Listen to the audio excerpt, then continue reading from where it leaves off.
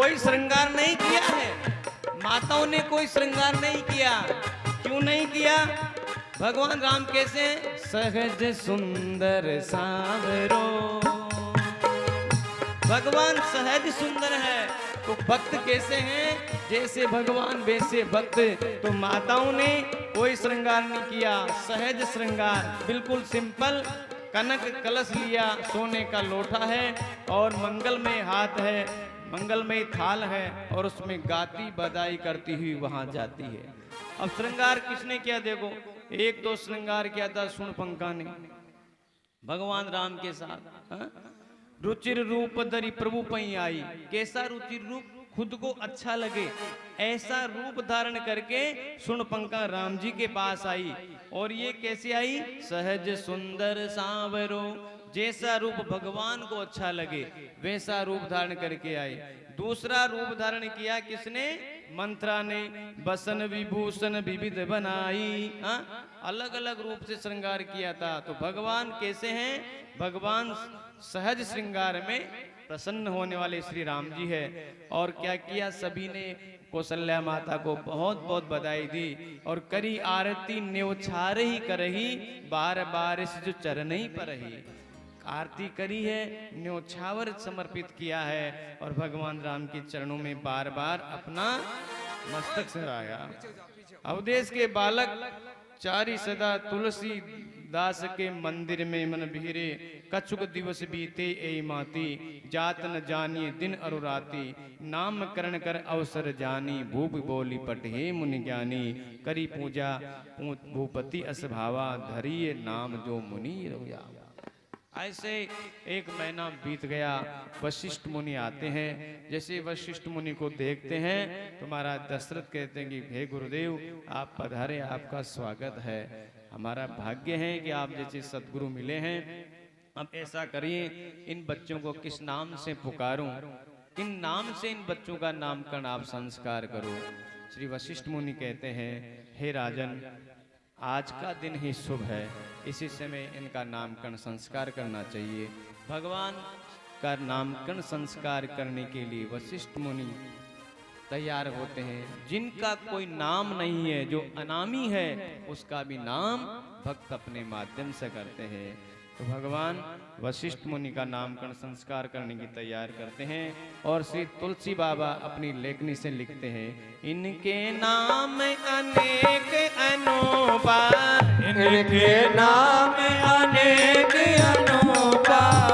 नृप कह विश्वमति अनुरूपा, नृप कहूँ सुमति अनुरूपा। जो आनंद सिंधु सुख राशि, जो आनंद देख सुख राशि।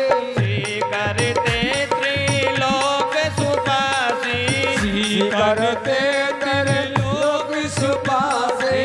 सो सुख धाम राम अस नामा, सुख धाम नाम अस नामा।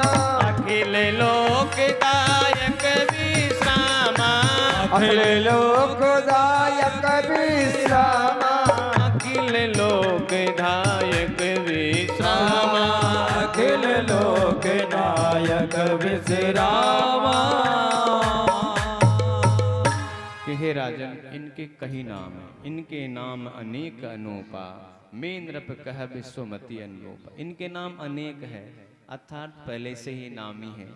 अनामी को क्या नाम करेंगे, लेकिन अपने भाव से श्री वशिष्ठ मुनि कहते हैं, जो आनंद सिंधु सुखराजी, शिकरते त्रिलोक सुपासे। जो आनंद के स्वरूप है, सो सुख धाम राम असनामा, अखिल लोक धायक विश्रामा।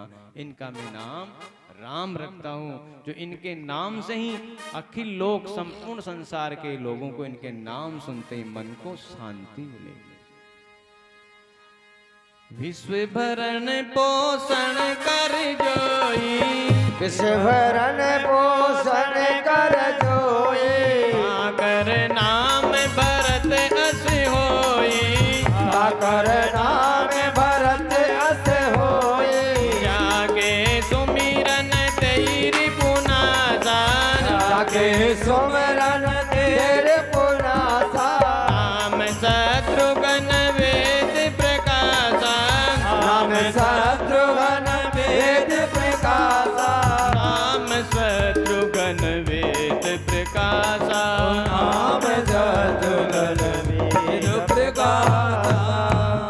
हे राजन, अब ये जो दूसरा लल्ला है इसका नाम मैं भरत रखता हूँ।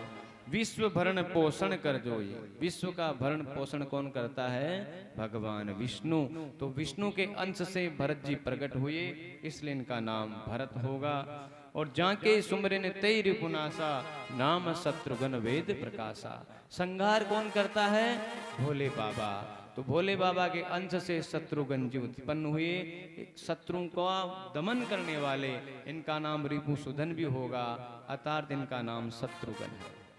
अब यहाँ प्रश्न ये है कि बड़े बड़े राम जी नामकरण हो गया, उससे छोटे भरत जी नामकरण हो गया, लेकिन सबसे छोटे शत्रुघ्न जी का नामकरण संस्कार क्यों हुआ, जबकि लक्ष्मण जी का नामकरण संस्कार होना चाहिए? तो तुलसी बाबा कहते हैं, लक्ष्मण धाम राम प्रिय, सकल जगत आधार, गुरु वशिष्ठ तेई राखा, लक्ष्मण नाम आधार। लक्ष्मण जी शेषा अवतार है, तो वो आधार है। तो इन सब का आधार, मकान की नींव नीचे रहेगी ना, ठीक उसी तरह लक्ष्मण जी आधार है। इसलिए इनका नाम कि राम जी के आधार है, राम जी के पीछे चलते हैं। इस प्रकार से तुलसीदास जी महाराज ने अपनी लेखनी के माध्यम से इनका नामकरण किया। एक दिन माता कौशल्या ने भगवान श्री राम को स्नान कराया, स्नान करा करके पलने में लेटाया, विश्राम कराया। लेकिन गोविंद श्री राघव अपने पलने में से नीचे मचल गए और मचल करके रोने लगे। रोने लगे तो कैसे रोने लगे? तो माता कौशल्या ने सामने एक परात में जल भर दिया, जल भर करके कहा, भैया ये चंद खिलौना लो। तो जैसे ही राम जी ने हाथ मारा तो चंद्रमा हिलने लगा। तो मैया मैं तो चंद खिलौना लो। अब कैसे चंद्रमा का खिलौना दे माया? लेकिन कवि ने कहा, कबऊ शशि मांगत। भगवान राम क्या मांग रहे कौशल्या से? कबऊ शशि मांगत, जननी की साड़ी को आंचल गई उठी राम, मोई मैया मोही चंद देऊ वचन उचारे हैं, भूतल है चंद को उतार बे को खेल लाल, अनहोनी बात नहीं बस के हमारे हैं, पर सोचत राजेश राम जननी तुम्हारे गए, सर्व शक्तिमान सुत होई के पधारे हैं, भूतल पे चंद्र को उतारे वो कठिन का, आपने तो रामचंद्र भूमि पे उतारे। कवि कहता है कि माँ आपके लिए चंद्रमा को नीचे उतारना कोई बड़ी बात है क्या? चंद्रमा तो छोटी सी बात है। हे माँ आपने तो भूतल पे रामचंद्र को उतारा है। अब भगवान राम थोड़े से बड़े होते हैं और बड़े आयु के हिसाब से बढ़ते हैं। एक महीना हो गया है और भगवान अपने बाल सखाओं के साथ खेलते रहते हैं। और भगवान कृष्ण भादों की अष्टमी तिथि कृष्ण पक्ष अधिरात द्वापर में धरियो जन्म जाओ, हृदय हर्षाई। चंद्रमा को सांत्वना देते हैं कि चंद्रमा आप परेशान हो। चंद्रमा ने शिकायत की, हे भगवान आपने सूर्य के वंश में अवतार लिया है, मैंने क्या बिगाड़ दिया, मेरे पे भी तो कृपा करो। तो भगवान अपने विचार से, अपने इशारे से कहते हैं, धैर्य धरो सची शांत रहो, तब संत स्वभाव सदा मोई प्यारो। ये चंद्रमा शांत रहो, तेरा स्वभाव शीतल है और तेरा ठंडा स्वभाव मुझे हमेशा अच्छा लगता है। श्री गुरुदेव शरीर को नाम, पुरीत विनीत सो राम उचारो, सूरज की अखियन न कला संग, यद्यपि सूरज वंश हमारो, चंद्र रहेगो चौ जुग में अब राम के साथ के नाम तुम्हारो। इस मेरे साथ में तेरा नाम अतः चंद्र मेरा नाम तेरे साथ रहेगा, इसलिए आप चिंता मत करो, शांत हो।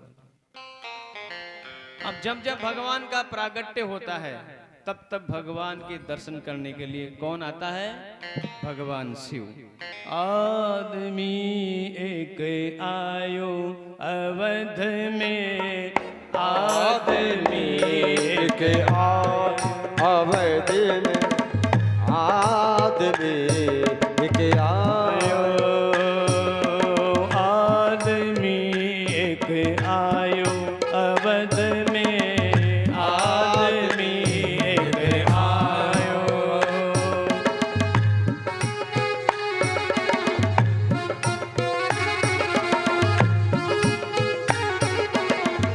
एक आदमी आया है अवध में, कैसा? बूढ़ो बड़ो प्रमाणिक ब्राह्मण,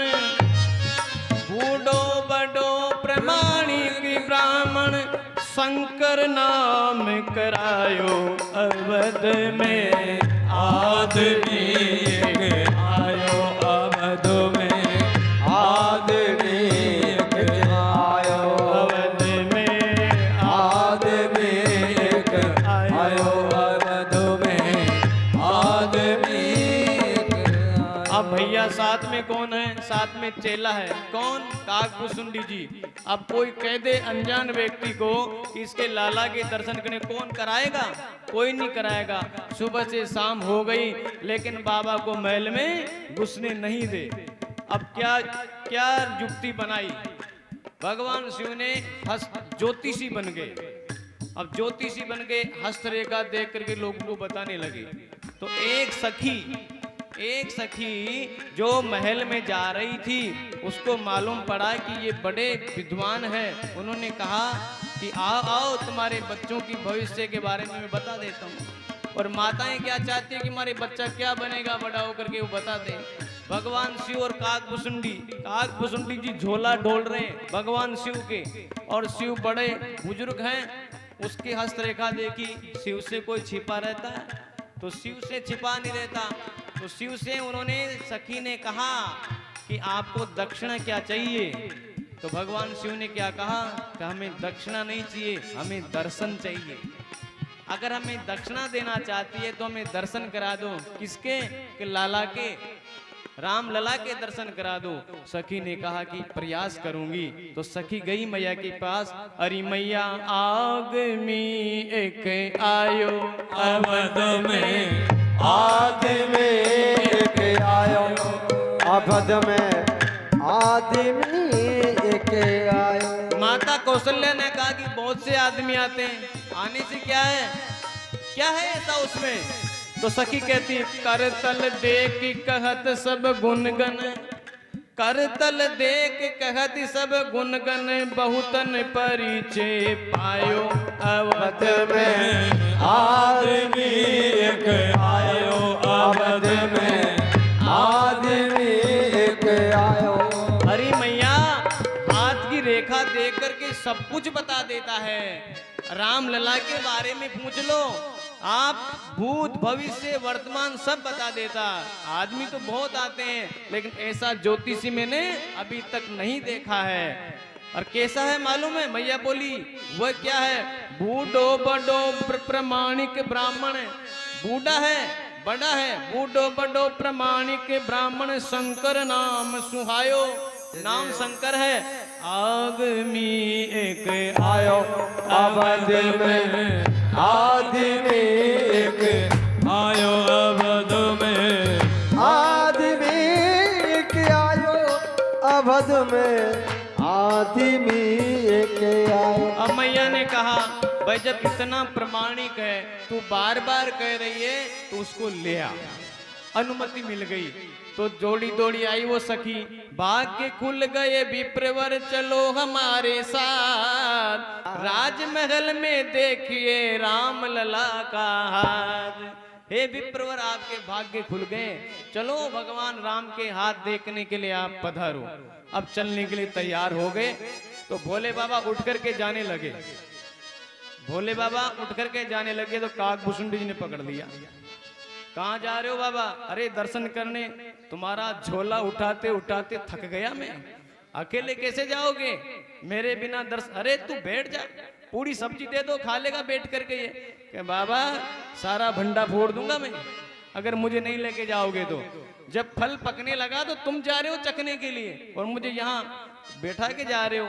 भगवान भोले बाबा ने सोचा थी तो एक और समस्या है, और वहां कहते हैं कि इसको भी ले चलो। सखी ने कहा कि बाबा केवल आप अकेले को विनती मिली है, अनुमति केवल अकेले को मिली है, दो नहीं जा सकते। भगवान शिव ने सोचा कि काकभूसुंडी को नहीं लेके जाता हूं तो मेरा पर्दाफाश कर देगा। तो बुजुर्गों में तो युक्तियां बहुत होती है।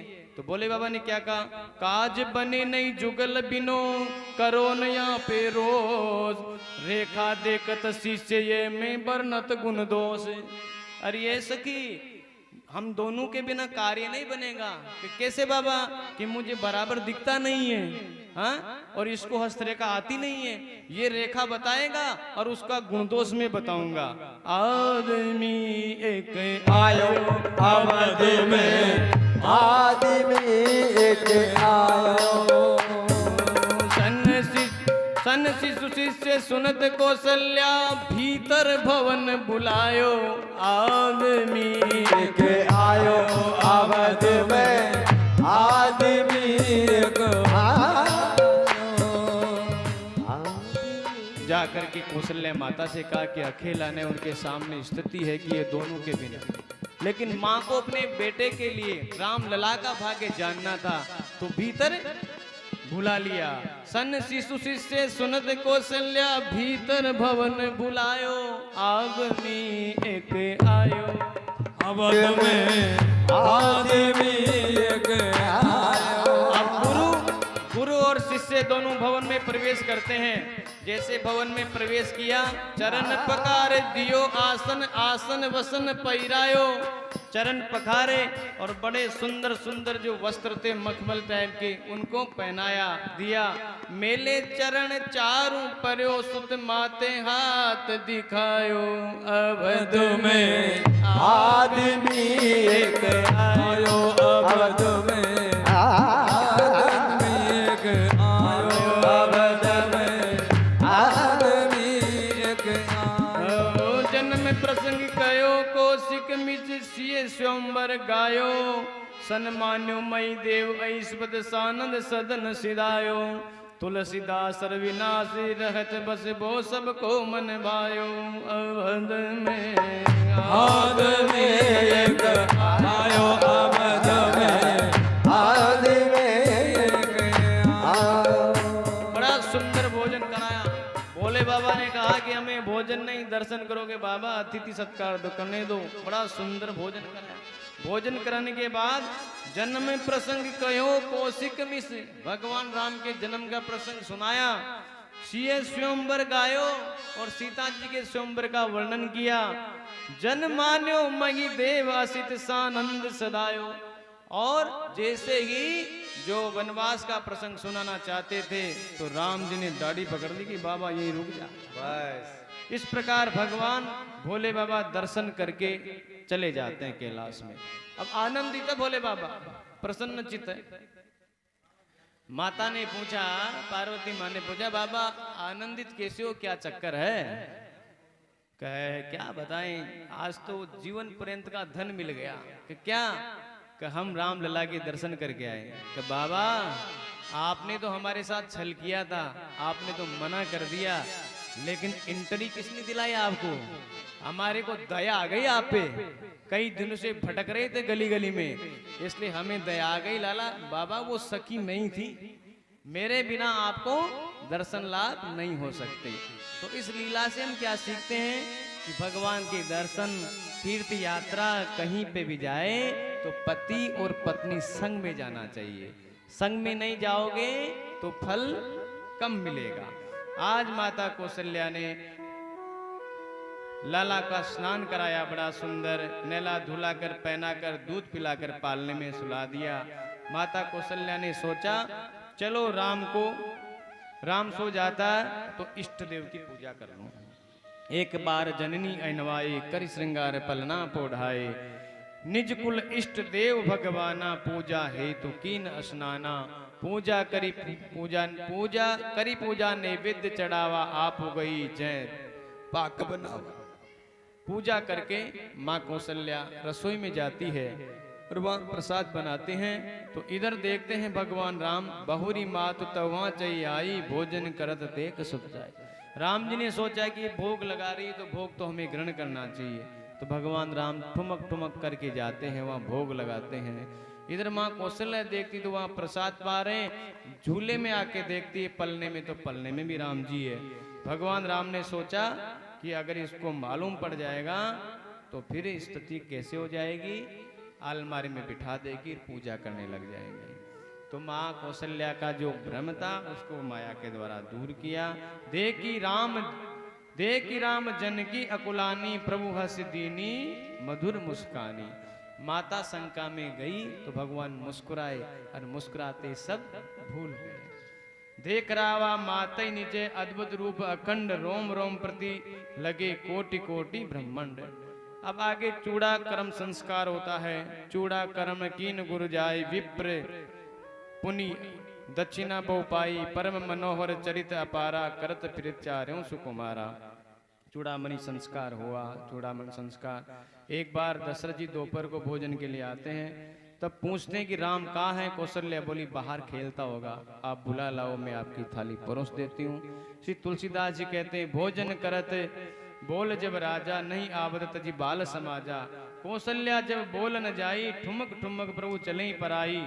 निगम नेति शिव अंत न पावा तारी करे जननी हटियावा। दूसर धोरी भरे दोनों भूपति बेसी गोत बैठाए।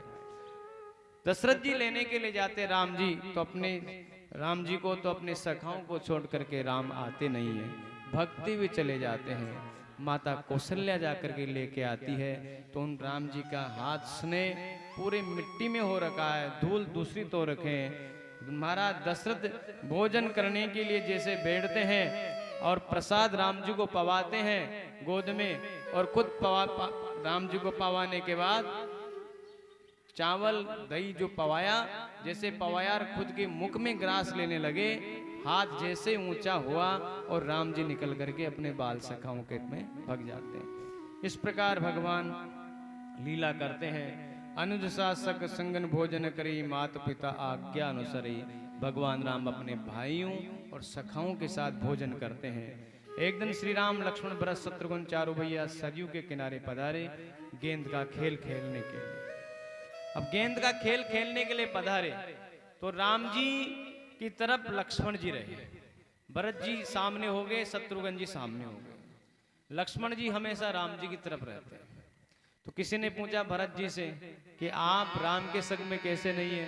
कि बहुत अच्छा कार्य है, मेरे सामने भगवान है और मैं भगवान के सामने हूँ, मेरे को भगवान का दर्शन होता रहता है। राम लखन एक ओर भरत रिपु दमन लाल एक ओर बहे। सरयू तीर सम सुखद भूमि थल गनी गनी गहे बांट गए।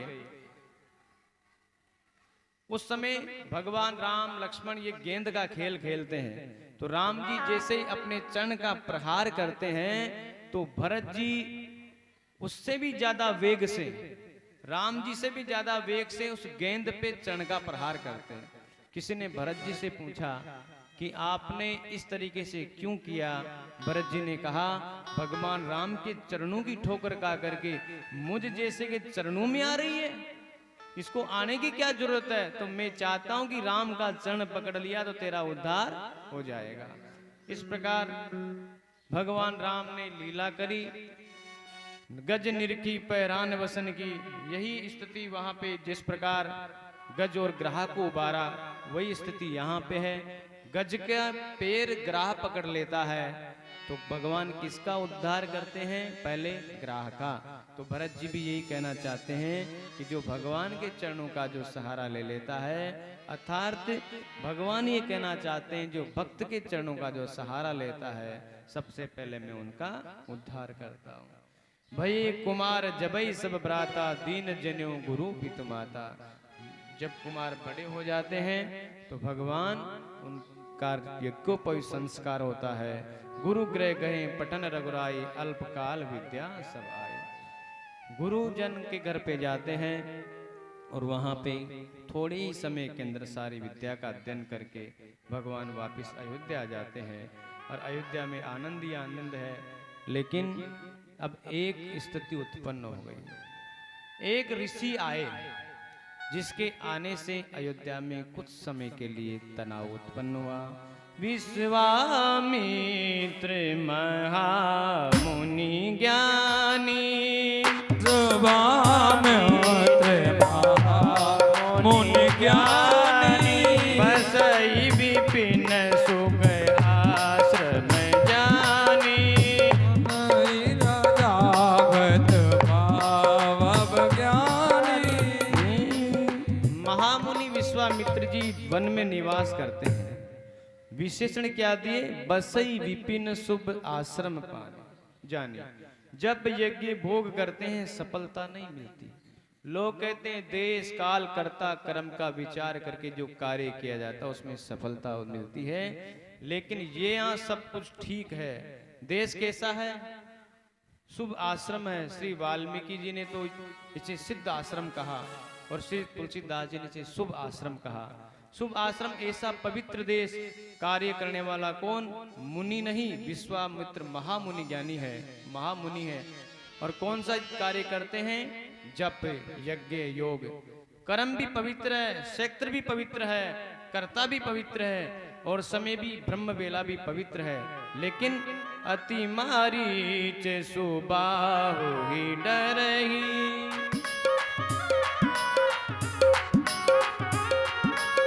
लेकिन मारीच वगैरह जो राक्षस हैं वो विश्वामित्र जी को परेशान करते हैं। इसलिए तो कहा है परिश्रम करे कोई कितना भी, लेकिन कृपा के बिना काम चलता नहीं।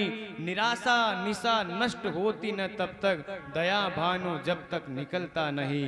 दमित वासना ही अमित रूप ले जब, अंतःकरण में उपद्रव मचाती, तब फिर कृपा सिंधु श्री राम के अनुग्रह बिना मन संभलता नहीं। मृगवारी जैसी असत इस जगत में पुरुषार्थ के बल पे बचना मुश्किल है, पर श्री हरि के सेवक जो छल छोड़ बने, उन्हें फिर ये संसार छलता नहीं। सदगुरु सुभाषिष पाने से पहले जलता नहीं ज्ञान का दीपक भी घट में, बहती न तब तक समर्पण की सरिता, अहंकार जब तक कि गलता नहीं। राजेश्वरानंद आनंद अपना पाकर ही लगता है, जगजाल सपना तब बदले कितने भी, प्रभु पर भजन बिना कभी जन जीवन बदलता। भगवान के भजन के बिना, गुरु कृपा के बिना कितना ही बड़ा महान व्यक्ति हो जाए, उससे कृपा ठाकुर की नहीं होगी। अब विश्वामित्र जी ने अपनी तरफ से सारे सत्कर्म किए, मन भी पवित्र है, विचार भी पवित्र है, तन भी पवित्र है और आश्रम भी पवित्र है, लेकिन फिर भी विश्वामित्र जी परेशान है। गादी तनये मन चिंता व्यापी, गादी तनये मन चिंता व्यापी, हरि बिनु परई न निश्चर पापी, हरे बिन मरहि न निश्चर पापी। गादी सुध विश्वामित्र जी के हृदय में एक चिंता उत्पन्न हुई कि भगवान के बिना ये निशाचरों को कोई मार नहीं सकता। यद्यपि विश्वामित्र जी मार सकते थे, लेकिन विश्वामित्र जी का संकल्प था क्रोध न करें, क्रोध करने से भजन नष्ट हो जाता है। तब मुनिवर मन कीन विचारा, प्रभु अवतर्यों हरनि मई भारा। तब मुनि ने विचार किया कि भगवान प्रकट हुए हैं, किस लिए प्रकट हुए हैं? धरणी का भार दूर करने के लिए। तब मुनिवर मन कीन विचारा, प्रभु अवतर्यों हरन मई मारा। एहूं मिस देखो हूँ पद जाई, कर बिनती आनो दो भाई। बहु विधि करत मनोरथ है, जात लाग नहीं बार। करी मंजन सरस जल भये, झायो गोप कुमार। मुनि ने विचार किया कि भगवान का अवतार किस लिए हुआ है? मई के भार को दूर करने के लिए। तो मुनि विचार करते हैं इस बहाने जाऊंगा आंसू बहाने के लिए, इस बहाने जाऊंगा आंसू बहाने के लिए, प्रभु की दी हुई जिंदगी में प्रभु को पाने के लिए मैं जाऊंगा, भगवान को प्राप्त करने के लिए। और मैं भगवान से कहूंगा कि आपको पाने के लिए वन में गया था और आपने वन से मुझे घर में बुला लिया। लोग भगवान को प्राप्त करने के लिए तपस्या करने कहाँ जाते हैं? वन में। मुनि कहता है कि मैं आपको प्राप्त करने के लिए वन में गया था, लेकिन आपने क्या किया? वन से मुझे घर में बुला लिया, मेरा वन छुड़ा दिया। तो चिंता मत करो, अगर आपने मेरा वन छुड़ा दिया, घर में बुला लिया, तो मैं आपको भर छुड़ा दूंगा और वन में ले जाऊंगा। लेकिन एक बात याद रखो, अगर जा कहूंगा आपने घर में मुझे बुला लिया, किंतु मैं आया तुम्हें वन में बुलाने के लिए। यज्ञ पूर्ण जब हुआ तब भाग्य दशरथ के खुले, किंतु आया मैं भी यज्ञ पूर्ण कराने। हेनाथ में भी जब यज्ञ हुआ तो किसका भाग्य जगा? दशरथ जी का भाग्य जगा। तो मेरा भी यज्ञ आप ही पूर्ण कराओगे। राम लक्ष्मण प्राप्त करके सबसे कहूंगा गर्व से, आ जमाने जोर मेरा आजमाने के लिए। जिनकी कृपा में भक्ति है और कोप में मुक्ति छिपी है, राजेश रघुर आए हैं बिगड़ी बनाने के लिए। वहां पे महाराज विश्वामित्र जी अयोध्या में आते हैं और अयोध्या में जैसे आगमन का नाम सुना दशरथ जी ने तो दशरथ जी कांप जाते हैं। सरयू में स्नान करते हैं, मालूम पड़ा कि विश्वामित्र जी कांप गए। विश्वामित्र जी आए हैं तो दशरथ जी कांप गए। गुरुदेव ने पूछा कि क्या हुआ, कि हे नाथ, ये चंद्र नाम हमारे सूर्य वंश के लिए सही नहीं है। विश्वामित्र जी हरिश्चंद्र के समय आए थे, अब विश्वामित्र जी रामचंद्र के समय आए हैं, मुझे डर लगता है। लेकिन गुरुदेव ने उनको समझाया। तो मुनि आगमन सुना जब राजा, मुनि आगमन सुना जब राजा, मिलन गयऊं ले विप्र समाजा, मिलन गए विप्र समाजा। सभी ब्राह्मणों को लेकर के मुनि का स्वागत करते हैं, अपने उच्च सिंहासन पे विराजमान करते हैं। लेकिन राजा के मन में डर है। तो राजा के मन में डर है तो वशिष्ठ मुनि ने समझाया, साधु ते हो ये न कारज हानि, साधु ते हो ये न कारज हानि। संत के आने से आपके किसी कार्य की हानि नहीं होगी। जैसे गुरुदेव के वचन ये सुने तो तुरंत क्या किया, चरण पकारी की अति पूजा, चरण पखारी की अति पूजा, मौसम आज धन्य नहीं दूजा, मौसम आज धन्य नहीं दूजा। गुरुदेव का आदेश हुआ कि इनके आने से आपकी कोई हानि नहीं होगी। पहले डरे हुए थे महाराज दशरथ, तुरंत चरण पखारे और क्या कहा, मौसम आज धन्य नहीं दूजा, मौसम आज धन्य नहीं दूजा। मेरे समान भाग्यशाली कोई नहीं है महाराज, हे संत भगवान आप पधारे। और यही नहीं रुके, क्या किया, विविध भांति भोजन करवाया, विविध भांति भोजन करवाया, मुनि बर हृदय हरस अति पावा, मुनि बर हृदय से अति पावा। सिंहासन पर बिठाया, पूजा की, विविध भांति भोजन कराया और विश्वामित्र जी मन ही मन हंस रहे हैं। वाह प्रभु क्या लीला है, हम सोचते थे कि भगवान को पाने के लिए वन में जाना पड़ता है। धन्य है ये दशरथ जो ये राजमहल में बैठा बैठा भगवान को पा जाता है। पुनि चरणई मेले सुतचारी, सब देखे मुनि देह बिसारी। चारों भाइयों को मिलने के लिए, दर्शन करने के लिए महाराज दशरथ बुलाते हैं। जैसे चारों भाई आते हैं और चारों भाइयों को जैसे राम जी का दर्शन किया महाराज विश्वामित्र जी ने, कण कण में तुमको ढूंढा, तेरा पता नहीं, तेरा पता मिला तो अब मेरा पता नहीं। खो गए उसमें। दशरथ जी घबरा गए कि हमारे राम को इतना क्यों घोर से देख रहे हैं। जैसे छोटा बच्चा हो, इसे कोई घोर से देखे तो माताएं घबरा जाती है कि घोर से क्यों देख रहा है, क्या मेरे बेटे को नजर लगाएंगे। और वो भी कोई महात्मा आ जाए जटा बड़ा करके और छोटे से बच्चे को घोर से देखे तो माता का पिता भी घबरा जाते हैं कि बाबा इतना घोर से क्यों देख रहे हैं हमारे लाल को। तो दशरथ जी घबरा गए कि इतना घोर से क्यों देख रहे हैं। एक बहाना मिल गया, महाराज सुने।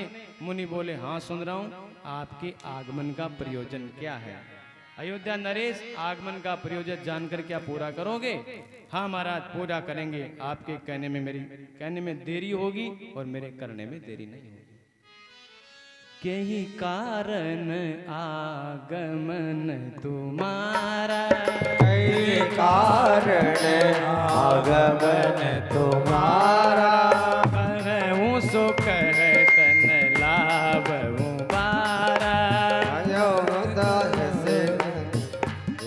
तुम्हारा असुर समूह सतावही मोहि, असुर समूह सतावै मोहि, मैं जाचन आयो नृप तोई। और मैं जाचन आयो नृप तोई। कि हे राजन, आप पूछ रहे हो कि किस कारण में आया हूं, तो सुनो, क्या उस कारण को पूरा करेंगे? दशरथ जी ने कहा, महाराज आदेश करने में देरी होगी, पूरा करने में देरी नहीं होगी। विश्वामित्र जी ने कहा, असुर समूह सतावई मोही, मैं जांचत आया हूं तुम्हें तो। मैं जब यज्ञ करता हूं तो असुर मुझे सताते हैं, तो मैं तेरी परीक्षा के लिए आया हूं। तो महाराज काहे को चिंता करते हो, मेरी सारी सेना तैयार है, मैं खुद तैयार हूं। लेकिन विश्वामित्र जी ने क्या कहा, अनुज समेत देव रघुनाथा। अनुज समेत देहु रघुनाथा। निशिचर बद में हो बिसनाथा। सनाता। हे महाराज, अगर आप देना चाहते हो तो अनुज के सहित। अब राम जी से छोटे कौन है? भरत जी। और अनुज बता रहे हैं लक्ष्मण जी को। ऐसा क्यों? क्योंकि जैसे ही राम जी दर्शन करने के लिए आए तो राम जी प्रणाम करके विश्वामित्र जी के बाईं तरफ बैठ गए। फिर भरत जी आए, प्रणाम किया विश्वामित्र जी को, और विश्वामित्र जी के दाहिनी तरफ बैठ गए। फिर लक्ष्मण जी आए, प्रणाम किया और राम जी के पीछे बैठ गए। फिर शत्रुघ्न जी आए, प्रणाम किया, भरत जी के पीछे बैठ गए। इसलिए कहा, अनुज समेत देव रघुनाथा। ओ अनुज समेत देव रघुनाथा। निशिचर बद में होई सनाथा। निज चर बद में हो सनाता। जैसे ही भगवान राम और लक्ष्मण का नाम सुना तो दशरथ जी घबरा गए, प्राण निकलने लगे। ऐसी स्थिति हो गई। विश्वामित्र जी ने कहा, आप अपना वादा नहीं करोगे कि मैं मेरे प्राण दे सकता हूं नाथ, लेकिन राम तो अभी अबोध बालक है, ये क्या आपकी रक्षा करेगा? विश्वामित्र जी क्या कहते हैं, आपन गुरु से पूछो नरेश, तुम्हारे घर प्रगटे सुरेश। पूर्ण ब्रह्म सगुन भय राम, मनुज तनु धारी, जगत में तुमरो नाम रहे। राजन हम संग भेजिए, राम लखन तनु धारी, जगत में तेरो नाम रहे। पुरुषार्थ की दाल गली नहीं, चतुराई की चाल चली नहीं, तब हम आए राम शरण में, बन के भिखारी, जगत में तेरो नाम रहे। जो मिल जाई लखन रघुनाथा, निशिचर बद हम हो बेसनाथा। मंगल जंगल में करयु अमंगल, आरी जगत में तेरो नाम रहे। कि हे राजन, सुनी राजा अति अप्रिय वाणी, हृदय कंप मुति द्युति कुमलानी। ये अप्रिय वाणी सुनकर के राजा दुखी हो गए। छोटे पन पायों सुतचारी, विप्र बचन नहीं कहूं बिचारी। सब सुध प्रिय मोई प्राण किनाई, राम देत नहीं बरनी गोसाई। हे ब्राह्मण देवता, हे संत भगवान, आप बिना विचारे बोल रहे हो। चौथे आश्रम में मैंने पुत्र प्राप्त किया है और उसको आप मांग रहे हो। ज्ञानी पर ध्यानी पर महामानी मानी पर, सोच के सयानी बुद्धि काढ़िए कलाम को। काही न निकारे को अंश रघु वंश को, हुक्म न टारिये गुलाम बिन दाम को। बिंदु कवि वारी तट बाग बनवास लीजिए, सकल सुपास लीजिए आपनी के काम को। ग्राम लीजिए ठाव लीजिए, धन और दाम लीजिए, काट लीजिए चाम से न नाम लीजिए राम को। दशरथ जी कहते हैं कि आपको गांव चाहिए तो गांव लीजिए, कोई शहर चाहिए तो शहर चाहिए। हाँ, अरे और क्या कहूं, मेरी चमड़ी भी अगर आपको निकालना चाहते हैं तो मैं चमड़ी भी आपको निकाल के दे सकता हूं, लेकिन राम का नाम मत लो।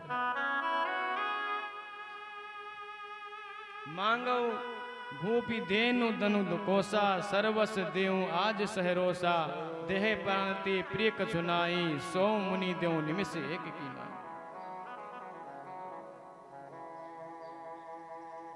विश्वामित्र जी से दशरथ जी कहते कि राम देते बनता नहीं। क्यों?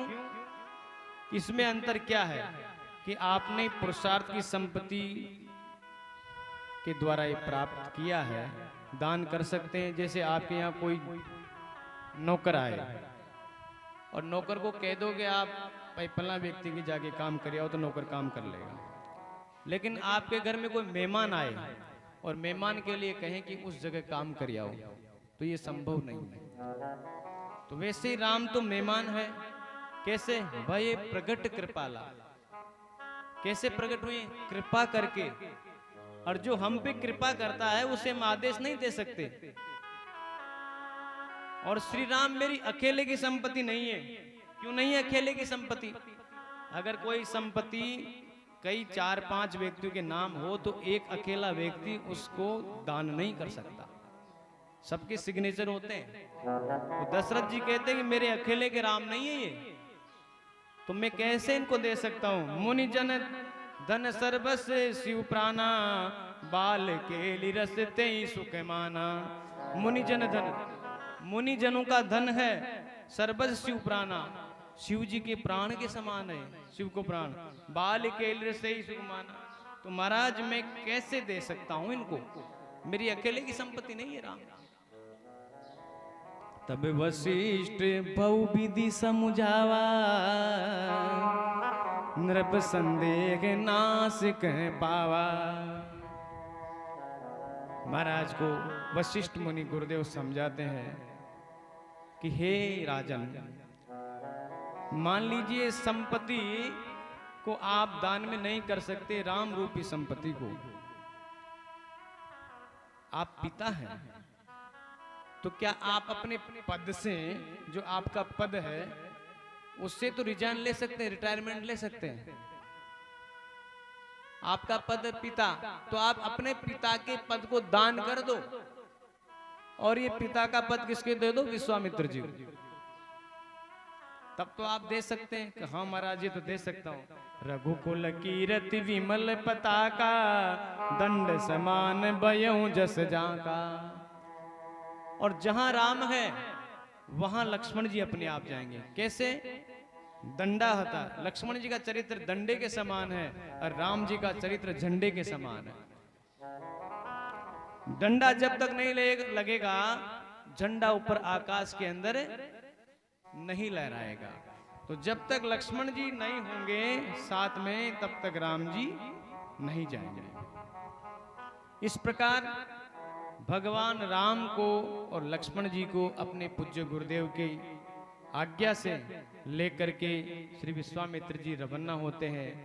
रास्ते में जैसे ही राम कहते हैं कि सरोवर को देख लूं, मैं पुष्पों को देख लूं, चुनित कर लूं, तो विश्वामित्र जी कहते हैं कि राम अंदर मत जाना। विश्वामित्र जी से राम जी ने पूछा कि प्रभु ये बताइए, जब आप लेने गए थे तो बड़ी बड़ी बातें कर रहे थे, राम निशाचरों को मार देगा, आज आपको क्या हो गया?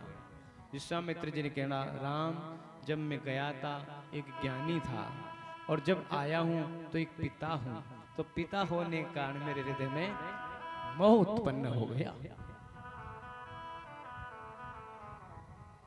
मैं मेरी। और इस रामचरितमानस में 2 व्यक्ति ऐसे हैं जो अनाथ थे। पहला बाली। बाली ने अपने पे किसी को स्वीकार नहीं किया।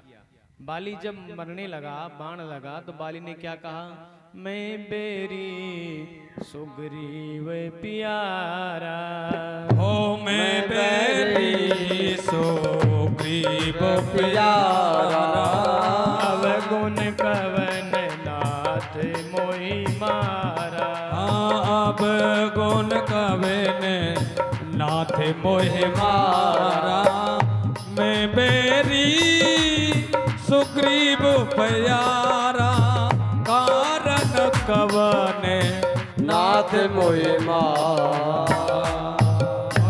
विश्वामित्र जी ने कब सनात मना? निशिचर बद हम होई सनाथा, निशिचर बद हम होई सनाथा। जब निशाचरों का वध हो जाएगा तो मैं सनात हो जाऊंगा।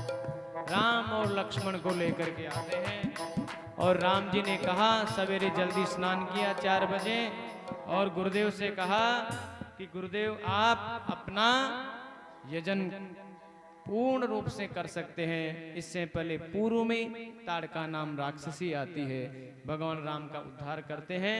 और ताड़का वध के बाद जब तब ऋषि निज नाथ ही निज चीना विद्या निधि बहुविधि दीना।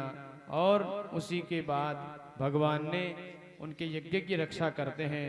भक्ति सहित मुनि आहुति दीनी, होम करन लागे मुनि झारी, आप रहे मखखी रखवारी।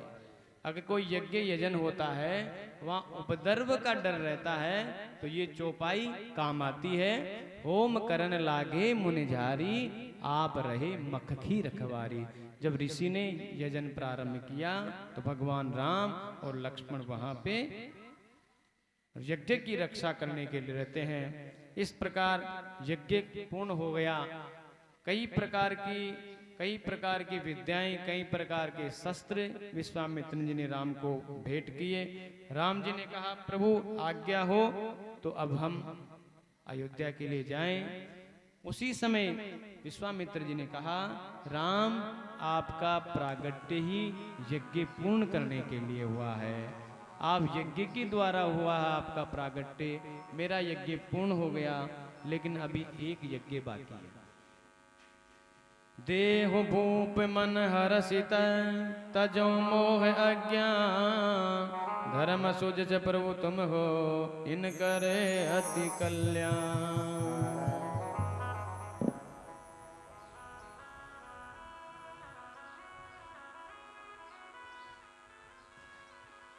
और सभी राक्षसों का वध करने के बाद भगवान राम को विश्वामित्र जी कहते हैं कि अभी एक यज्ञ बाकी रह गया। वो यज्ञ कौन सा है? सीता स्वयंवर का। महाराज जनक ने संकल्प किया है कि जो धनुष को प्रत्यंचा चढ़ाएगा उसी के साथ ही सीता जानकी का विवाह किया जाएगा। क्यों? एक दिन माता जानकी जो धनुष रखा था उसको अपने वाम हस्त से उठाती है और उसके नीचे लेपन कर देती है। महाराज जनक सोचते हैं कि मेरी पुत्री इतनी शक्तिशाली है तो उसके लिए वैसा ही वर चाहिए। उसी समय भगवान राम और लक्ष्मण को विश्वामित्र जी की आज्ञा मिलती है, तो महाराज विश्वामित्र के साथ राम और लक्ष्मण आगे बढ़ते हैं।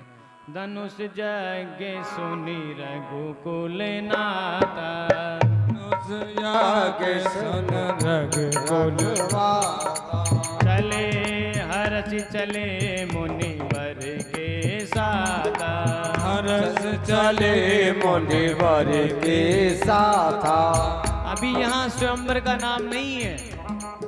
धनुष यज्ञ सुनी रघुकुल नाथा, धनुष यज्ञ रघुनाथ। धनुष यज्ञ का कहा गया है। धनुष यज्ञ में राम जा रहे हैं, आगे आगे गुरुदेव है, पीछे राम है, पीछे लक्ष्मण है। तो रास्ते में एक आश्रम दिखा। आश्रम एक देख मगमाए, आश्रम एक देख मगमाए। खग मृग जीव जंतु तहनाए, खग मृग जीव जंतु तहनाए। एक आश्रम है।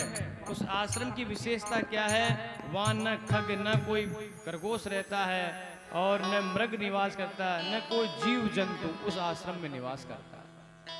इसका क्या अर्थ है?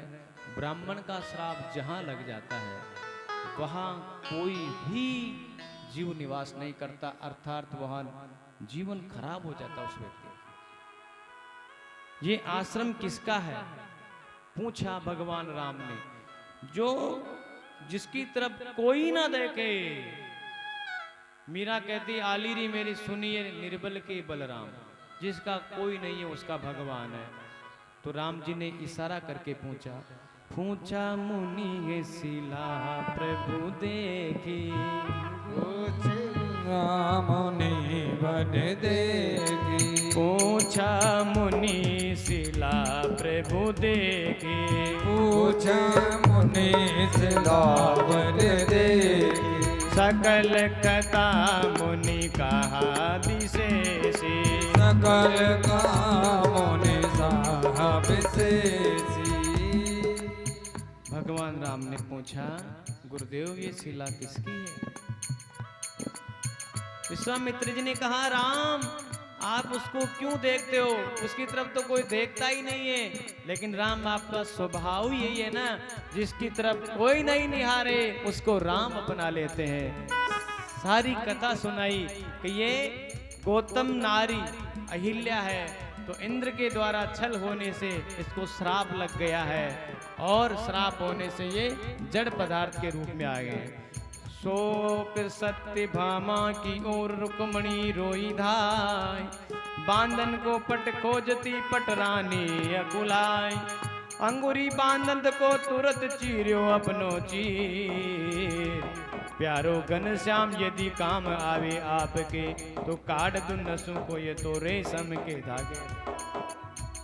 भगवान ने चरण पधराया, चरण कैसा पधराया, चरण जैसे नजदीक गया रज लगी और उसका उद्धार हो जाता। गौतम नारी श्राप बसी, ओ पल दे धर दी,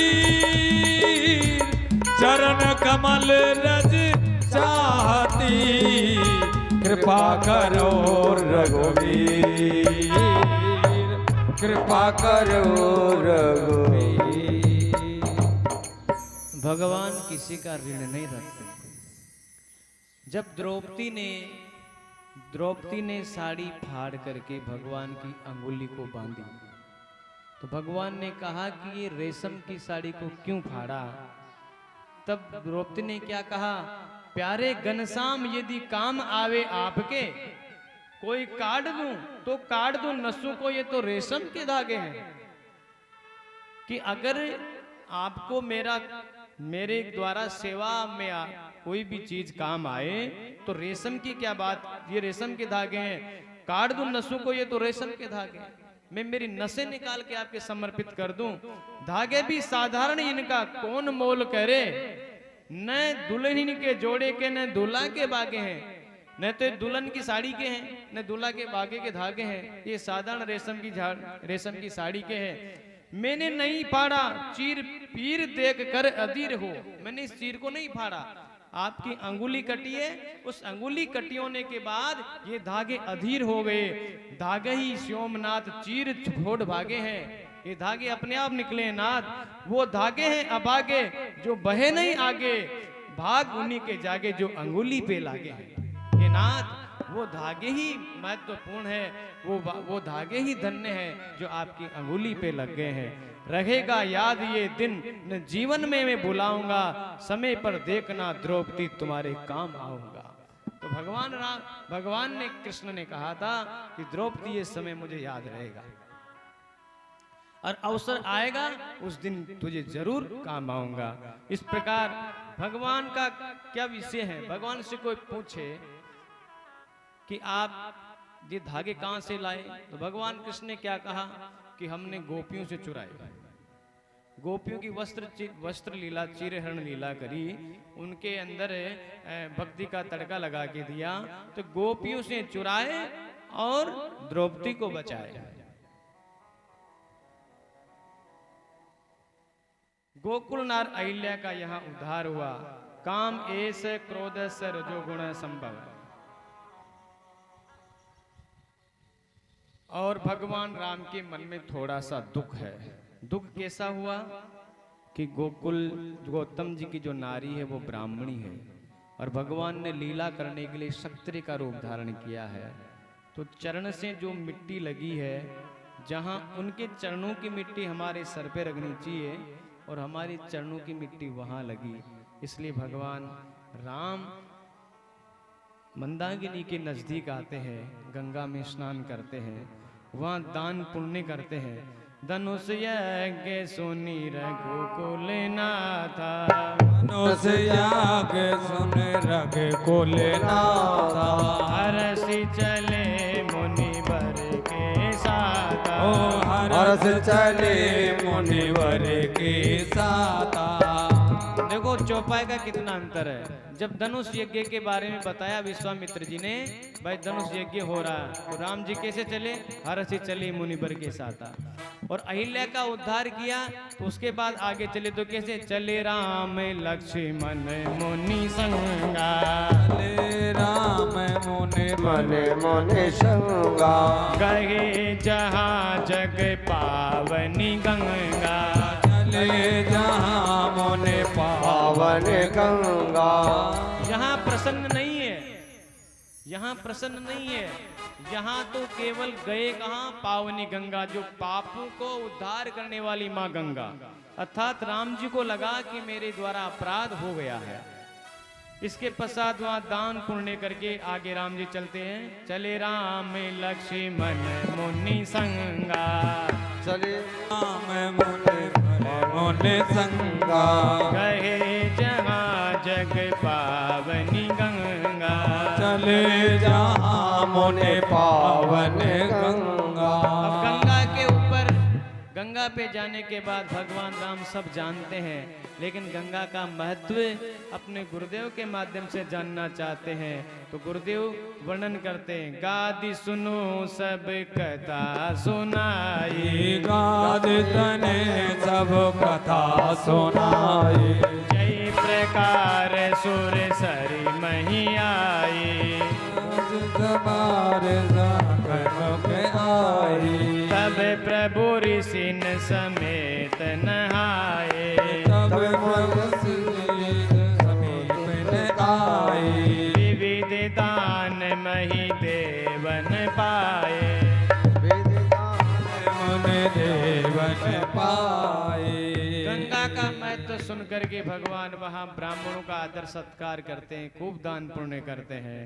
अब यहाँ तो विषाद था, अब आगे बढ़ते भगवान। अब भगवान कैसे बढ़े आगे, हर्षि चले मुनि वृंद सहाया, हरस चले मुनि बंद सहारा, बेगी विदेह नगर नियराया, एक पहर नगर में आया, देखी अनूप एक अविराई, देख अनूप एक रघुराई, सब सुपास सब बाति सुहाई, पास कर भेद सुहाई।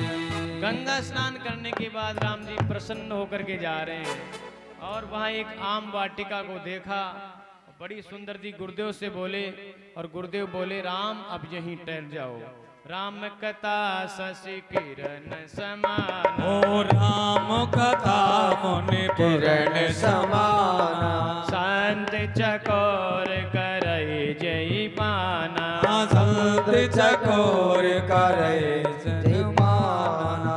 एक आम वाटिका थी जिसमें आम के बड़े बड़े वृक्ष थे, आम के फल आ रहे थे। विश्वामित्र जी, भगवान राम और लक्ष्मण वहाँ विश्राम करते हैं। तो विश्राम करते तो मालूम पड़ता है महाराज जनक को कि विश्वामित्र जी यहाँ पधारे हैं। विश्वामित्र महामुनि आए, विश्वामित्र महामुनि ज्ञान, समाचार मिथिलापति पाए, समाचार मुनि आए। जैसे ही मालूम पड़ा कि विश्वामित्र जी आए हुए हैं तो महाराज जनक संत की सेवा में पधारते हैं, चरण वंदना कर रहे थे। उसी समय तेई अवसर आयऊं दो भाई, बिसर आए दो भाई, गए रहे देखन बुलवाए,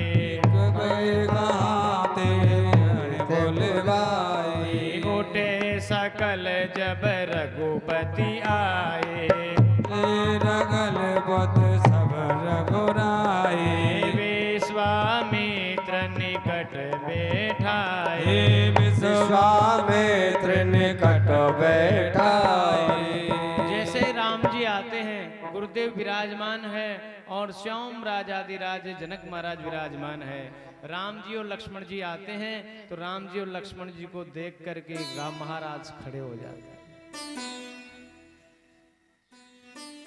और पूछते हैं बेटे ठाडे पड़े उतारने, कहीं कबीर हम नहीं ठिकाने, निजानंद मस्ती में झूमता, कहाँ कौन कैसा न को पूछता। भगवान को देख करके जो महाराज जनक जो आत्मज्ञानी है, इन्हीं बिलोकत अति अनुरागा, बरबस ब्रह्म सुखई मन त्यागा। भगवान राम के स्वरूप को देख करके ऐसा लगा उनको जैसे ब्रह्म सुख प्राप्त मिली हो। और पूछा कहूँ नाथ सुंदर दो बालक, कहूँ नाथ सुंदर दो बालक, मुनि कुल तिलक केंद्र पे कुल बालक, रग कुल तिलक मयल मन लायक। हे नाथ ये दो बालक कौन है? ये मुनिकुल अर्थात को ऋषि संतान है या किसी राजा की संतान है? ये प्रिय सब ही जान लगी प्राणी, मन मुस्काए राम सुनी बानी, मन मुस्काए राम सुन बानी। विश्वामित्र जी ने कहा ये सबके प्राणों के प्रिय हैं। अब बोलो भाई कोई उत्तर, ये कैसा उत्तर हुआ? कोई पूछता है कि ये किसके जाए हैं, मुनि बालक है या राजा के लड़के हैं? तो विश्वामित्र जी ने कहा ये प्रिय सबई जहां लगी प्राणी, मन मुस्काए राम सुनि बानी, कि प्रत्येक जीव के प्राणों से प्यारे हैं। ऐसे सुनते भगवान राम मुस्कुराए और मुस्कुराते ही विश्वामित्र जी ने कहा रघुकुल मणि दशरथ के जाए, मुनि दशरथ के जाए, मम हित लागी नरेश पठाए, मम हित लाग नरेश पठाए। महाराज ये दोनों बालक दशरथ जी के हैं और मेरे हित के लिए मम हित लागी नरेश पठाए, मेरे हित के लिए राजा ने इनको मेरे साथ भेजा है। लेकिन महाराज सुंदर सदन सुगत सब काला, तहां बासु में दीन भुआला, मुझे विश्वास है कि ये मेरे हित के लिए भी आए हैं और आपके हित के लिए भी आए हैं।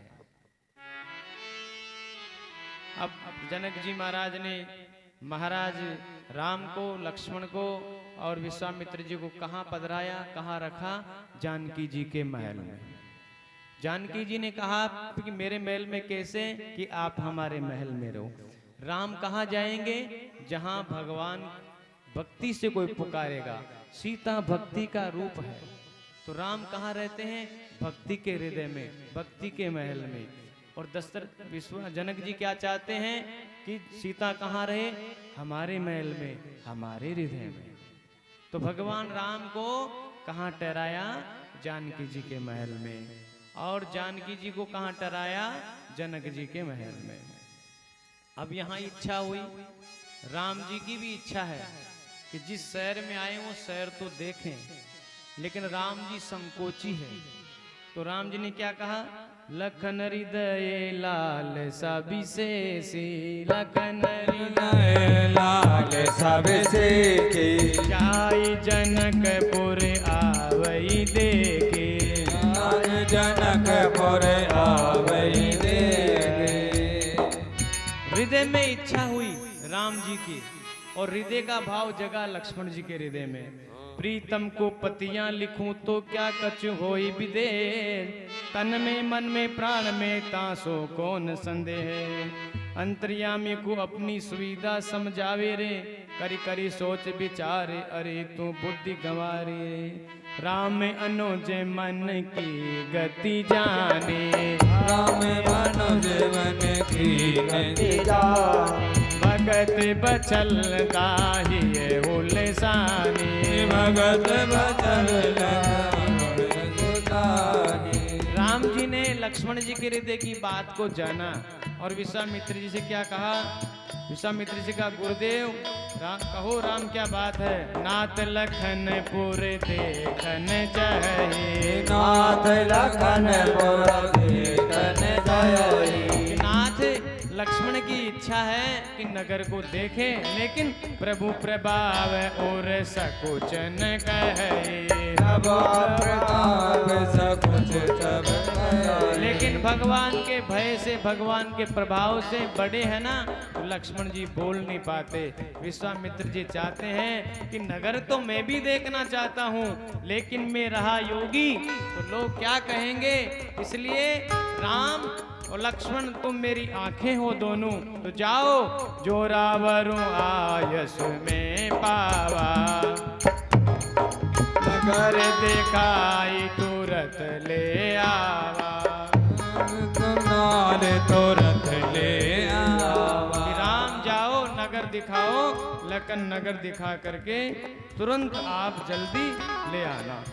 जाई देख आवहु नगरऊ, सुख निदान दो भाई, करऊ सुबल सबके नयन सुंदर बदन दिखाई।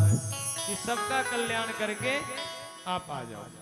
धाई धाम काम सब त्यागी, धाई धाम काम सब त्यागी, मनहु रंग निधि लूटन लागी, मनहु रंग सब भोजन लागे। जो पति भवन झरोकन लागी, भवन झरोकन लागी। निरखई राम रूप अनुरागी, निरखई राम रूप तब लागे। सभी को मालूम पड़ा कि दो लाल आ रहे हैं। सारी सखियां, सारी गोपियां अपना काम छोड़ करके झरोकों में आके खड़ी हो जाती है। सोने को गुलाम गयो, गोरे को बिलो की सखी। एक सखी दूसरी सखी को क्या कह रही है, सोने को गुलाम गयो, गोरों को बिलो की सखी, सांवरे को देख नील कमल लजाए हैं। अरे सखी देखो तो सही, गोरे को बिलो को और सांवरे को देखकर तो कमल लजा रहे हैं।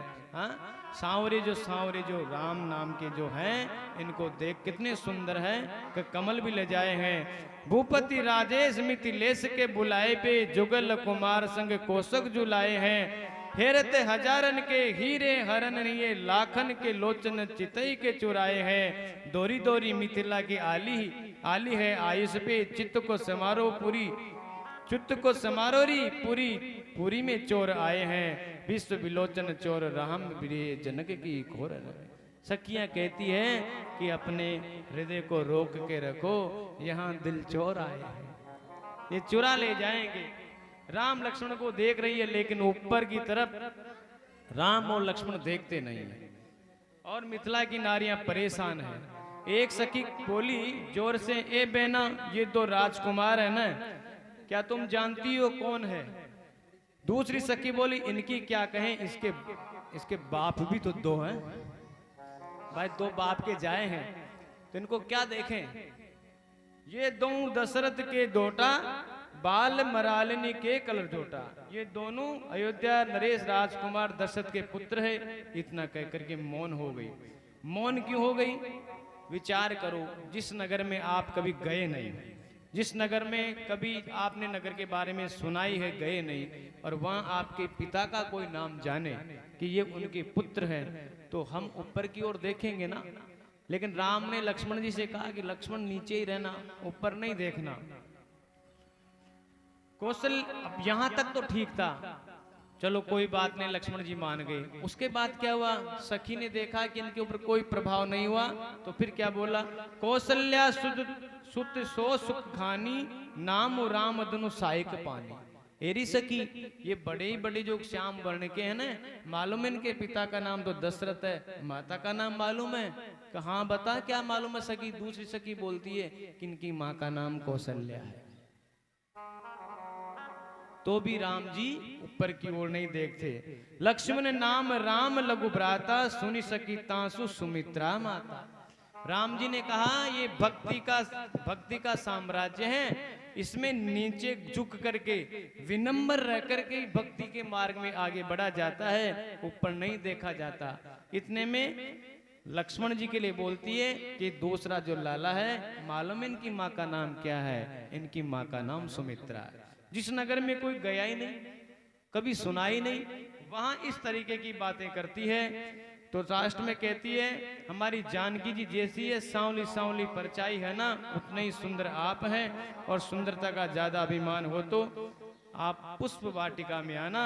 अगर आप सोचते हो ना कि हम सुंदर है इसलिए नहीं देख रहे हो, तो सुंदरता का अभिमान है तो पुष्प वाटिका में आना। सुंदरता क्या है वह हम बताएं। राम जी को निमंत्रण दे दिया। ये हर सही बर सही सुमन है, सुम की सिलोचनी वृंद, जाहि जहाँ जय बंधु दोई तय तय परमानंद। जहाँ जहाँ से राम जी जाते हैं वहाँ वहाँ सब आनंद हो जाता है। और सारी सखियां क्या कहती है, और दशरथ के राजकुमार नजर तो लग जाएगी। वो दशरथ के राज दुला नजर तो लग जाएगी। दशरथ के राजकुमार नजर तो लग जाएगी। नजर तो लग जाएगी, नजर तो लग जाएगी, नजर तो लग जाएगी, नजर तो लग जाएगी। दशरथ के राजकुमार नजर तो लग जाएगी। वो दशरथ के राजकुमार नजर तो लग जाएगी। अलगे कुंजित मुख श्यामल पर, अलगे कुंजित मुख श्यामल पर, सोहत मानव नील कमल पर, सोहत मानव नील कमल पर भ्रमर कृत गुंजार नजर तो लग जाएगी। वो दशरथ के राजकुमार नजर तो लग जाएगी। नजर तो लग जाएगी, नजर तो लग जाएगी, नजर तो लग जाएगी, नजर तो लग जाएगी। दशरथ जी के नजर तो लग जाएगी। दशरथ के राजकुमार नजर तो लग जाएगी। मुकुट सुंदर सिर सोहे, क्रीट मुकुट सुंदर सर सोहे, कुंडल सुंडल मनि मन मोहे, श्रवण छवि मन मन मन मोहे। ये हिरन की हार नजर तो दशरथ के राजकुमार नजर तो लग जाएगी। ओ सिर सही के राजकुमार नजर तो लग जाएगी। ओ नजर तो लग जाएगी, बहुत अच्छे। नजर तो लग जाएगी, नजर तो लग जाएगी, नजर तो लग जाएगी। छोटू के राजकुमार नजर तो लग जाएगी। मेरे पंपेश्वर महाराज नजर तो लग जाएगी। भोले श्री वृंदावन बिहारी लाल की जय। सभी सखाओं से मिलते राम जी, कुछ सखाओं से मित्रता होती है। नगर देख करके भगवान राम वापिस गुरुदेव के शरण में आते हैं। अब सवेरा हुआ, गुरुदेव ने कहा कि राम पूजा अर्चना के लिए कुछ पुष्प ले आओ। बगिया बीच जानन देहे राम जी विनती सुनो, दल फूल तोय हम लेहे राम जी विनती सुनो। भगवान राम पुष्प वाटिका में जाते हैं। तो पुष्प वाटिका में जाने लगे तो वहां के जो माली थे, माली ने भगवान को रोक लिया। कहा कि राम जी आप यहाँ से पुष्प अर्जित नहीं कर सकते। भगवान ने कहा गुरु आज्ञा करिए सी, हमें गुरुदेव की पूजा करनी है और पुष्प दल लेना है। तो भगवान राम कहते कि हमें क्यों नहीं हम पुष्प अर्चित कर सकते। तो माली क्या कहते हैं, महाराज हमारा हृदय स्वीकार नहीं करता, पर बात क्या है, कोमल चरण कमल बिनु पनहि। हे महाराज आपके चरण इतने कोमल है और कोमल के साथ बिना पनहि आपने कोई जूता नहीं पहन रखा है, तो ये कंकर आपके चुभ जाएंगे। इसलिए हे नाथ आपको हम पुष्प वाटिका में घुसने नहीं देंगे, अर्थात सेवा हम कर देंगे आपकी। लक्ष्मण जी बोले जनक जी का ये नाम और बगीचे की ये व्यवस्था है, कांटे कंकड़ पड़े नहीं छोटे सरकार, कांटा कंकड़ तो एक भी नहीं है, फिर किस बात का डर है? डर है इन पुष्पों का। पांकुरी पायन गड़ी जैसे राम जी बिनती सुनो, तुम श्यामल गोर सुनो दो लालन आए कहाँ देकर आयन पाए के, मिथिलेश की वाटिका में बिहरो जीरो हरि सुपायन में, यहाँ कौन पटायो दया नहीं लायो, तोरन फूल उप आयन के रघुराज कहूं गड़ी लेह लला पौहन की पांकुरी पायन। कि हे नाथ, आपके चरण इतने कोमल है, मुख पंकज पर मंडरा रहे राम जी विनती सुनो। कि आपके बड़े कोमल चरण है। कैसे हैं? कि जब माँ लक्ष्मी कहाँ विराजती है? कमल पुष्प पे। तो कमल पुष्प से कोमल लक्ष्मी जी हुए हल्के, और उनके चरणों को दबाती है लक्ष्मी जी, तो आपके चरण लाल हो जाते हैं। तो उनके चरणों से भी आपके चरण कोमल है महाराज। और दूसरी बात ये भी छोड़ दो, नव कंज लोचन कंज मुख पर कंज गज पंजारणम, श्री रामचंद्र कृपाल भजमन हरण भो भय धारणम। श्री राम जी से कहा आश्चर्य की बात, उन पुष्पों पे मंडरा कर छोड़ करके ये भौरे मेरे पे क्यों मंडरा रहे हैं? क्योंकि महाराज आपके नवकंज लोचन कंज मुख पर कंज पद कंजारुणम। श्री राम बोले कि यहाँ तो समस्या ही समस्या है।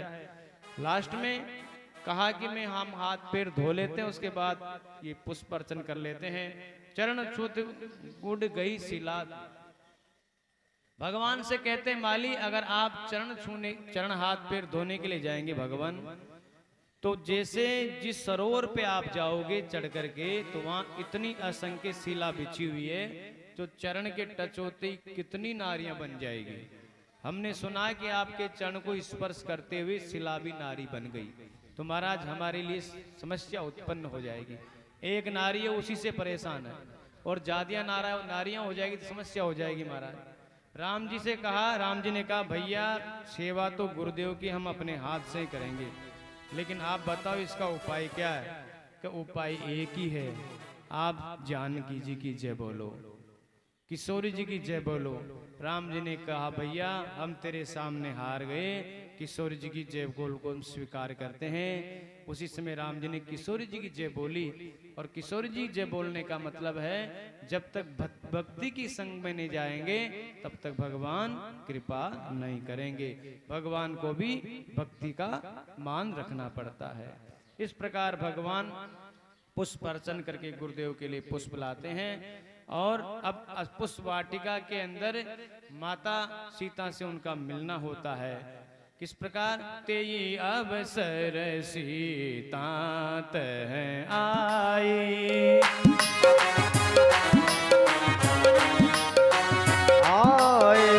गिरिजा पूजन जननी पठाई, गिरिजा पूजन जननी पठाई।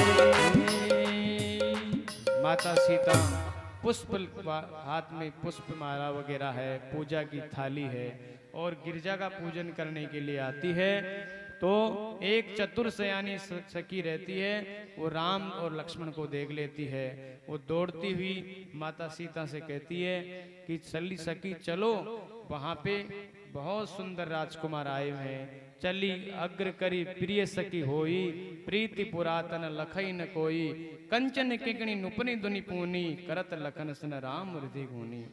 माता सीता एक दूसरे को देखते हैं, भगवान राम एक दूसरे को निहारते हैं। कथा का प्रसंग बड़ा लंबा है, लेकिन कुछ प्रसंगों को नमन करते हुए हमें आगे बढ़ना है। एक दूसरे को देखने के बाद माता सीता मन में भगवान राम का वर्णन कर लेती है, राम सीता का वर्णन कर लेते हैं। इसलिए सबसे पहले, अभी तक तो स्वयंवर का नाम नहीं आया, लेकिन राम जी अब धनुष यज्ञ की सभा में जाते हैं। तो तुलसीदास जी लिखते हैं, सिय स्वयंवर देख जाए, सिय स्वयंवर देख जाए,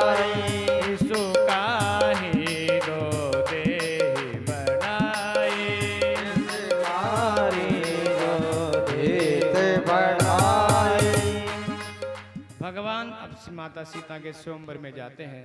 जानकी जी के स्वयंवर किए। स्वयंवर का मतलब है कि दोनों ने एक दूसरे को वर्ण कर चुके हैं। अब धनुष केवल माध्यम रह गया है, तोड़ना रह गया है। भगवान राम स्वयंवर में जाते हैं, उच्च सिंहासन पे बिठाया जाता है। कई राजा महाराजा वहां आते हैं, सब धनुष को तोड़ना चाहते हैं, लेकिन कोई तोड़ नहीं पाता। 10,000 राजा एक साथ उसको तोड़ना चाहते हैं, हाँ, लेकिन तोड़ नहीं पाते। उसी बीच लक्ष्मण जी महाराज विराजमान है। राजा जनक कुछ ऐसे शब्द बोल देते हैं जिससे लक्ष्मण जी असहनीय हो जाता है, और लक्ष्मण जी को उठाना राजा जनक चाहते थे, क्योंकि जब तक डंडा नहीं उठेगा तब तक झंडा ऊपर नहीं आएगा। जैसे ही लक्ष्मण जी उठते हैं, लक्ष्मण जी कहते हैं कि हमने बचपन में ऐसे कई धनुष तोड़ दिए हैं। राम जी इशारा करते शांत हो जाते हैं। गुरुदेव की आज्ञा पा करके भगवान राम उठते हैं और सहज धीरे धीरे आगे बढ़ते हैं। जानकी जी को देखते हैं, एक दूसरे को देखते हुए आगे बढ़ते हैं। धनुष को प्रणाम किया और धनुष को प्रणाम करके ऐसे उठा करके उसको तोड़ा, किसी को मालूम नहीं। इस प्रकार उसका भंजन किया कि किसी को मालूम ही नहीं पड़ा। देखते ही देखते वो धनुष टूट गया और देवताओं ने अभी तक कोई पुष्प की वर्षा नहीं की। ये आवाज पहुंच गई कहां पे? परशुराम जी के पास। परशुराम जी के पास पहुंची, उससे पूर्व जितने भी राजा थे सब इकट्ठे हो गए। भाई इसने हमारा अपमान हो गया, वो युद्ध के लिए तैयार हो जाते हैं। राम लक्ष्मण जी को समझाते हैं, लक्ष्मण शांत रहो, इसकी दवाई आने वाली है। परशुराम जी का आगमन होता है। वाल्मीकि रामायण में तो वर्णन है, जब राम का विवाह हो गया था तो जंगल में परशुराम जी मिलते हैं, लेकिन श्री तुलसीदास जी महाराज कहते हैं कि जंगल में मोर नाचा तो किसने देखा, तो उन्होंने वहीं पे प्रकट किया। चारों तरफ एक दरवाजा है महल के, और उस महल के दरवाजे पे भाला लेकर के, तलवार लेकर के, परसा लेकर के परशुराम जी खड़े हैं। परशुराम जी को देख करके सारे राजा जहां थे वहां वहीं बैठ गए। एक राजा कह रहा था पकड़ो इसको, हाथ ऊंचे कर रहा था। दूसरे ने कहा था मारो इसको, तो ऐसे कैसे खड़े रह गए। तीसरे ने पूछा भैया क्या हुआ? चौथे ने कहा कि जो होना नहीं चाहिए था वो हो गया। क्या हो गया? कि सामने देखो, सामने जो जो देखे वही राजा वहीं के वहीं खड़े हो रह गए स्तंभ। कोई जाकर के प्रणाम करता, महाराज मेरे पिता का नाम ये, मैं प्रणाम करता हूँ। परशुराम जी सबको डांटते हैं, फटकारते हैं। अंत में लक्ष्मण जी का और उनका संवाद होता है। कथा बड़ी विशाल है, समय अनवरत बढ़ता जा रहा है, इसलिए नमन करेंगे। लक्ष्मण जी का संवाद होता है और परशुराम जी कहते हैं कि अगर मेरे इस धनुष को आप चढ़ा दें तो मैं मान लूंगा कि राम अवतार हो गया है, भगवान का अवतार हो गया है। भगवान उनके धनुष को चढ़ाते हैं, उनके मन की शंका का निवृत्ति हो जाती है। क्षमा मांग के परशुराम जी महाराज महेंद्रगिरी पर्वत पे चले जाते हैं। और जैसे ही परशुराम जी गए और देवताओं ने पुष्प बरसाए, देवताओं ने पुष्प बरसाए। सीता जी ने भगवान राम को माला पहनाई, राम ने सीता को माला पहनाई। अब पत्रिका लिखी जा रही है। ऐसी बारात देखी आपने? दूल्हा पहले चला गया, पत्रिका भेज दी गई दशरथ जी के पास, और राम जी की अजब बारात अवध से मथुरा चली। राम जी की अजब बारात अवध से मिथिला चली। श्री राम जी की अजब बारात अवध से मिथिला चली। अवध से मिथिला चले, अवध से मिथिला चले, अवध से मिथिला चले, अवध से मिथिला चले। हो श्री राम जी की, श्री राम जी की, श्री राम जी की अजब बारात अवध से मथुरा चली।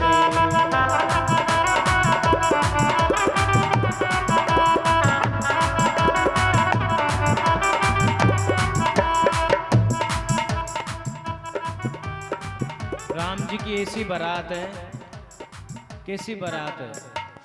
राम जी की बारात ऐसी है, उस बारात को देख करके किसी गांव में किसी व्यक्ति ने पूछा भैया ये किसकी बारात है?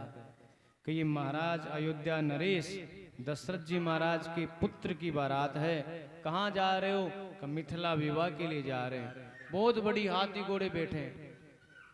किसी ने पूछा भैया दूल्हा कहाँ है? अब दूल्हा था बारात में? दूल्हा तो था ही नहीं। सारे जो व्यक्ति बड़े अक्कड़ के साथ बात कर रहे थे उनके अक्कड़ निकल गए। बिना दूल्हा की बारात अवध से मिथिला चली।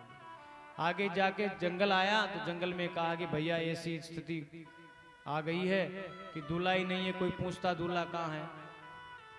महाराज दशरथ के पास गए।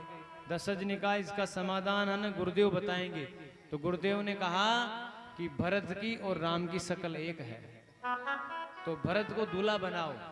तो भरत जी को श्रृंगार कराया। अब आगे बढ़े, दूसरा गांव आया। दूसरे गांव में पूछा भैया किसकी बारात है? अयोध्या नरेश महाराज राम के बड़े पुत्र की बारात है। अच्छा तो विवाह कब का है? अब विवाह का मालूम ही नहीं है कि विवाह कब का है। तिथि का न तिथि नक्षत्र याद। अवध से मिथिला चली। सारे बेचारे थे ना राम जी की बारात में। उन्होंने कहा कि आज दिन तक ऐसी बारात नहीं दी, न तो दूल्हा साथ में, न तिथि का वार का भाई कब विवाह होने वाला है। ऐसे करते करते पहुंचे और उनकी व्यवस्था की। चूड़ा और जो पोहा होता, पोहा और दही उनको खिलाया गया। अब पोहा और दही पाए तो बड़ी प्रशंसा करी। तो उन्होंने जनकपुरी वालों ने कहा कि बेचारे पोहा और दही पहले बार खाए दिखते हैं। ऐसा वहाँ विनोद होता है। इसी बीच में महाराज राम का सुंदर श्रृंगार किया जाता है और कामदेव को घोड़ी बनकर के आता है। भगवान शिव भी आते हैं। शिव ने पार्वती से कहा प्रभु, पार्वती ने कहा प्रभु ये काम आ रहा है, अब आप इसको जला दोगे? शिव जी ने कहा कि जब काम आया था तो आम के पेड़ के सहारे से आया था, आज ये काम राम के सहारे से आया है। आम के पेड़ के सहारे आया था वो काम का नहीं था, और राम के सहारे से जो आया है वो काम का हो गया है। इसलिए इसको जलाने का काम नहीं, इससे तो प्रेम करने का कार्य है।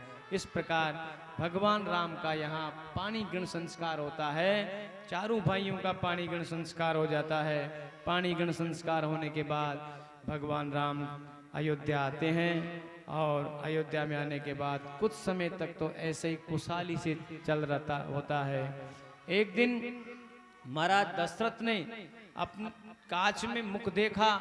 मुख देखते ही अपने दाहिने कान के पास में कुछ बाल नजर आया, सफेद बाल नजर आया। तो विचार किया कि अब सन्यास का समय हो गया है, राम को राज्याभिषेक कर देते हैं। तो महाराज विश्वामित्र जी से पूछते हैं। विश्वामित्र जी ने कहा कि जिस दिन राम का राज्याभिषेक हो जाए वही दिन श्रेष्ठ है, लेकिन ज्यादा उत्साह को नजर लग जाती है। सारी रात को ही उत्साह चालू हो गया और बाजा पहले बजने लग गए कि राम कल राजा बनेंगे।